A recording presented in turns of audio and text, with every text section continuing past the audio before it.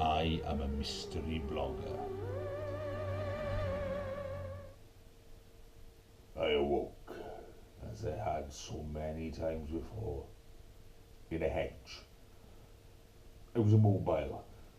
My skeleton, which should have been quite rigid, felt like jelly. But not good jelly, like red flavour, but like the evil green flavour jelly. But green flavour jelly that was capable of holding knives. An insect, many of leg and ugly in appearance, began to walk over my vulnerable face.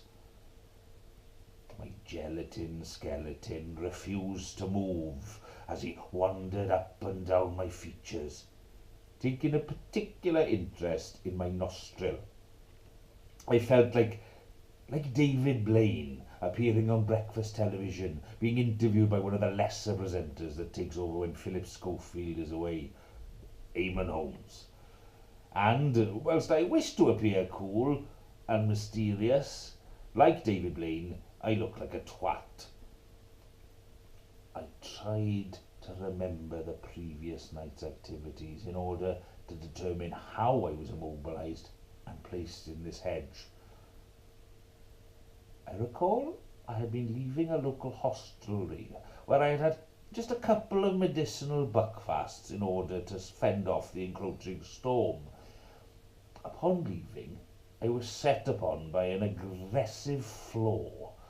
In self-defence, I urinated profusely. The flaw, clearly enraged, summoned reinforcements. A series of flashing lights appeared on the horizon, accompanied by a sinister wailing noise. The ship's doors opened, revealing two darkly dressed figures who offered to help me into their craft. I was having none of it. Flipped them both a bird and ran off round the corner before getting into a scuffle with a gang of aggressive bins and being knocked out. But what had happened? Had I been abducted by evil aliens who wished to take over the human race? Had they probed me and deposited me like a used Johnny in a hedge?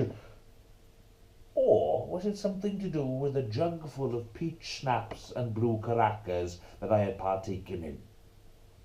We will never know, for it is a mystery. Too many-legged beast. Hello! Hello. I've been asked to write a set on horror, and I'll be honest with you, I don't really know that much about horror. So I thought, well, what is it that I find scary? You know, what is it that terrifies me? And it turns out having to perform something you know nothing about. Pretty horrific. No, I'm not really a fan of horror. Like when I was little, my mum always used to try and make us go on the ghost trains, and I hated it. You know, like there would be just people everywhere screaming, cobwebs, smoke, just blood everywhere. It was horrible. And I don't know if you guys know this. I didn't actually know this. You're not allowed now to call them ghost trains. Did you know this? No. Apparently now we have to call them Arriva Trains Wales.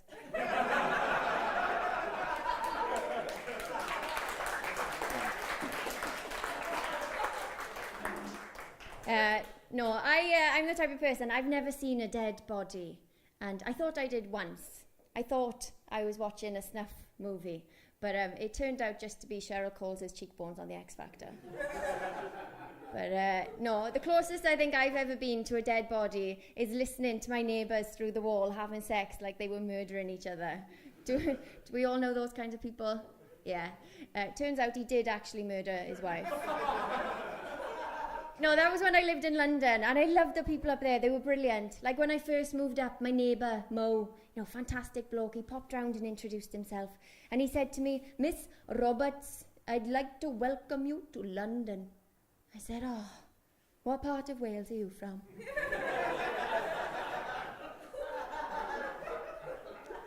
He said, "Mumbai." I said, "Shit, Mo, I am sorry, but I am not familiar with North Wales." I haven't got a clue.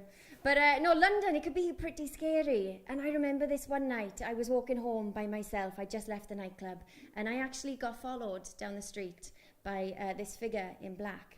And I got quite scared, so I kind of picked the pace up a little bit, and he picked the pace up. So I started running, and then he started running. And I got to my front door, and I was shaking, and I turned around, and he was stood there. And I tell you, if you're a female, and you're drunk, and you're vulnerable, your shadow is fucking scary. Especially when you try and make out with it as well. Best 3 minutes of my life sucking that wall. It's fantastic. It was. It's brilliant.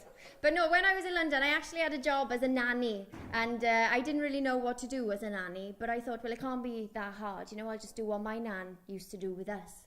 So I downed a bottle of White Lightning on the second day and abandoned them at the arcades on the third. I'll pop back in 10 years, you know, make sure there's no trust issues or anything. But the kid that I used to look after, the little boy, he was really creepy. Like, he was proper freaky. Have you guys seen the film, The Omen? Yes. You know the little boy in there? He was nothing like that, but he still deserved to die. Yeah, he definitely was. But my nana, I love my nana to bits. Like, she's brilliant, but she's so old now, bless her.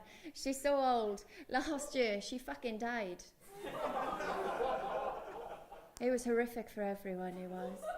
But no, she was brilliant. Like, when she was alive, towards the end of her life, she actually developed this problem with her hands, where her fingers started to pull inwards. And it was quite sad, really, because she couldn't actually do a lot of things anymore. You know, like, she couldn't dress herself, she couldn't really do her hair herself. But if you could squeeze a block of knives in there, she made a brilliant Freddy Krueger. She won first place at the Halloween competition 3 years in a row, you know.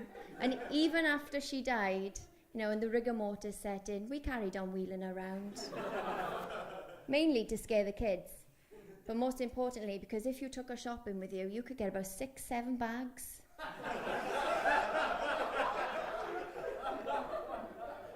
They never fell off, ever. Bless her.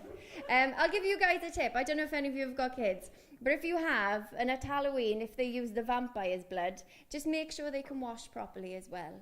Because a trip to A&E a week later and a call to social services about suspicious bruising is not what my parents think is fun memories.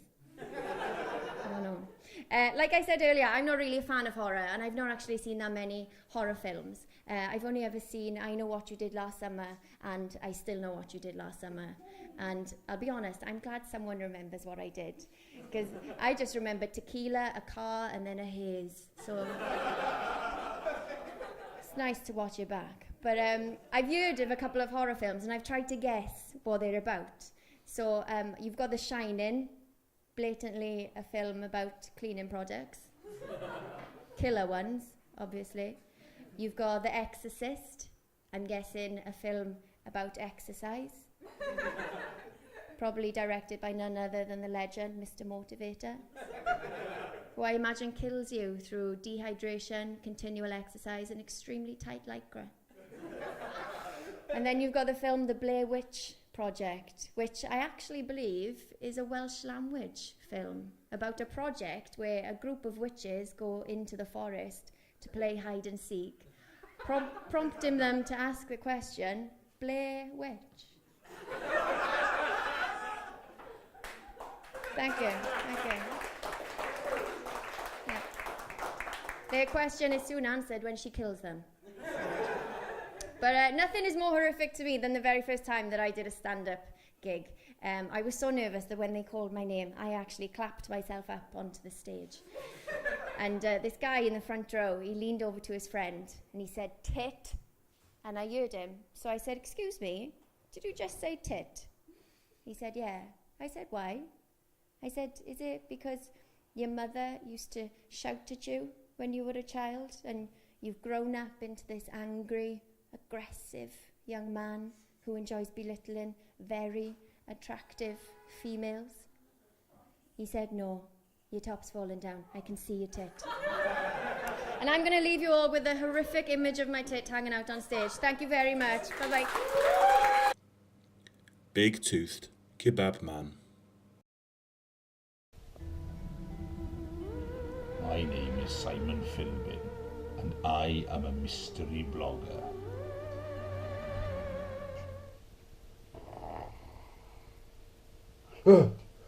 Where's my hat? Ah, there it is.